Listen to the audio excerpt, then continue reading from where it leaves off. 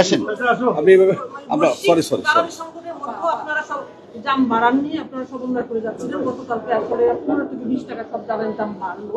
এর ফলে কি সংকটের সমাধান হবে? এবং বলছেন এপ্রিলে বাড়বে না, এর ফলে কি প্রভাব পড়বে? সবকিছু বাজার করবে কিনা, কতটা নেগেটিভ পরিস্থিতি? ব্যাপার হচ্ছিল একটা যুদ্ধকালীন অবস্থার মধ্যে আমরা আছি।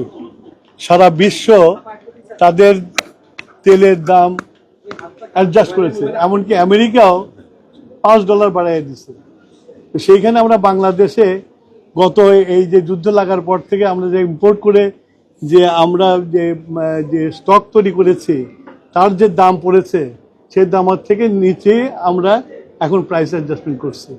এটা করতে বাধ্য হয়েছি আমরা, কেননা এটা বৈদেশিক মুদ্রাতে কিনতে হয় এবং সেটা যাতে কিছু বেরিয়ে আমরা স্বর্ণীয় লেভেলে থাকতে পারি সেই ব্যবস্থা করেছি। ধন্যবাদ। এখনো ভর্তুকি কত দিতে হচ্ছে? আপনি বললেন যে নিচে সমন্বয় করেছে, তাহলে এখনো কেমন ভর্তুকি? ভর্তুকি এখনো আছে। ইফ ইউ ওয়ান্ট অ্যাকুরেট হিসাব তাহলে আমার মন্ত্রণালয়ে যে বসে ওখান থেকে হিসাব নিয়ে সার্বিক প্রভাবটা কেমন পড়তে পারে এবং যুদ্ধ মানেই বিরূপ প্রভাব পড়া। এই যুদ্ধে শুধু বাংলাদেশ না, সারা পৃথিবীর প্রতি প্রভাব পড়েছে, আমাদের উপর সেই প্রভাব।